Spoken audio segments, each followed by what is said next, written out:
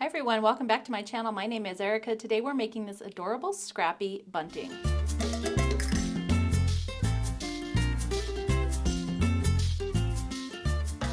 So this bunting is really fast and easy. It's perfect for your scraps. I'm using a bunch of strips left over from my Heartland fabric quilt, and I just cut them all different widths, sizes, and lengths. You're also going to need some ribbon, or you can also use pre-made bias binding from your local craft store. I'm using my Erica Made Designs ribbon. It's about 3/4 of an inch wide. I also find wonder clips are helpful for this project, although truthfully I didn't use them too much. The other thing I'm going to be using is this really cool scallop rotary trimmer from Olfa. If you don't have that, you can also use your pinking shears. Either one is fine. The other thing I'll be using is this 60-degree triangle ruler, and I've just placed a piece of washi tape however high I wanted my bunting to be. That way it's really easy for me when I'm trimming them to make sure they're all the same size. If you don't have one of those, a lot of your rulers will have a 60-degree triangle on them, and you can make yourself a little template to use using that angle. But I'm going to go ahead and use my ruler. The other thing you'll need is some fabric for the backing, and you can just use a leftover strip as long as it is tall enough for however large you want to make your bunting.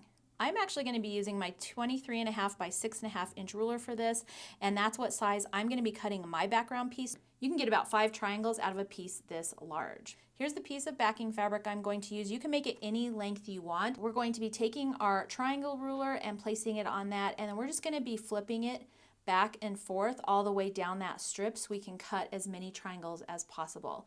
So again, like I said, I'm going to take my piece of fabric, I'm going to be using my ruler, and I'm just cutting my fabric the exact same size as my 6.5 by 23.5 inch ruler. I said that'll give me about 5 triangles. Next, we're going to place this right sides down, and I'm just grabbing a bunch of different fabric strips that I have. I made mine red, white, and blue. You can do any colors you like. I think this would be really fun for Christmas as well. And as you can see here, I have 2 strips that just aren't quite long enough. So I'm actually going to take those strips and I'm just going to place them right sides together, and I'm going to sew right along that edge using a 1/4 inch seam allowance to make it one long strip. And then I'm just going to go ahead and press that strip with my roller presser. And then now I have one long strip I can use. And I'm just going to repeat that process until I have enough strips to cover my piece of backing fabric. And then we're going to take one of those strips, line it up with the raw edge of our backing fabric, wrong sides touching, just like this. And then we're going to take our next strip of fabric and lay that right side down along that top edge. And we're just going to sew right along that edge using a 1/4 inch seam allowance. And here you can see I've sewn down that edge, and then we just need to press that fabric back. And you can use your roller presser like I am here, or you can take it to the iron and press it that way as well. I did take mine to my iron and press really quick. And then we're just going to repeat that, adding more strips as you go. As you can see, this strip's a little bit short. So in order to maximize that strip, I'm just grabbing my ruler and making sure that I can cut a piece but scoot it down as far as I can just to maximize that piece of fabric. Again, we're going to sew right along that edge using a 1/4 inch seam allowance. We're going to take it to our iron and then press it back. I'm going to just trim off this little extra bit just so it's out of my way. And then I'm going to take my last piece, which as you can see I sewed 2 pieces together again. Again, line it up right along that raw edge and sew 1/4 of an inch. And you can add some batting to the center of this if you want them to be a little bit thicker, but for this bunting, I didn't really think it was necessary. Next, we're going to take our triangle ruler, and I'm just going to make sure I have a 1/4 of an inch on that raw edge over there to the left. I'm going to use my scallop trimmer. Like I said, it just comes just like a regular rotary blade, and you can add it to your Olfa trimmer, or you could use those pinking shears. And I'm just going to cut right along that edge of my ruler just like you normally would, except it leaves a really cool pinked edge. And so this is a really cool tool to use for projects like this. And then you're just going to take your ruler, flip it upside down, line it up right along that edge again, and then just keep trimming until you have as many triangles as you can get out of your strip set. I got 5 out of my strip set. Next, you're going to take it to a sewing machine, and we're just going to sew right along that pinked edge using a 1/4 of an inch seam allowance. I'm leaving the top edge open because that will get sewn in when we add it to our ribbon. And here you can see our finished triangles, super fast and easy. They're finished on both sides, which is cool. And then I just left that top edge open, and I've got 5 cute little triangles that I can use for my bunting. The next thing to do is just make some more in other colors. I'm doing red, white, blue, and aqua with using my Heartland collection, but you can make this in Christmas colors. Halloween colors, spring colors, any colors you like.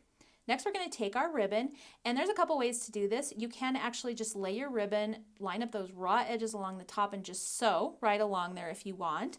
But what I'm going to do is actually fold my ribbon in half lengthwise and just press it with my iron just like this. And then I can sandwich my bunting in there.